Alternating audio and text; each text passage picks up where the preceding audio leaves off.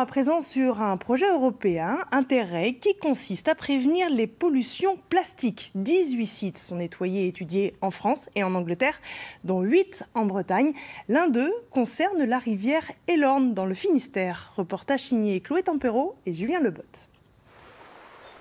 L'Elorn prend sa source près de Comana, dans les monts d'Arrée, et se jette 58 km plus loin dans la rade de Brest. Depuis la fin du confinement, une équipe de 8 personnes ramasse les déchets qu'elle trouve sur les berges, des déchets plastiques pour la plupart.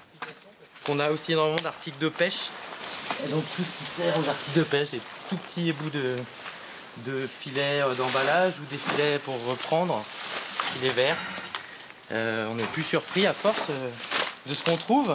On fait quand même des fois des trouvailles de petits jouets, de Lego, de balles de tennis ici sur la partie de Girinon, énormément de balles de tennis. Pendant 3 ans, le syndicat de bassin de l'Elorn et une entreprise spécialisée basée à Plougastel-Daoulas vont ramasser puis trier les déchets. Le but étant de remonter aux sources des contaminations pour éliminer les pollutions. Je suis référente de la biodiversité sur cette zone et on voulait vraiment comprendre d'où venait la pollution plastique et ce qu'on pouvait faire aussi bien pour les habitats qui sont dégradés par cette pollution plastique, mais également pour la faune qui ensuite va finir par ingérer cette pollution.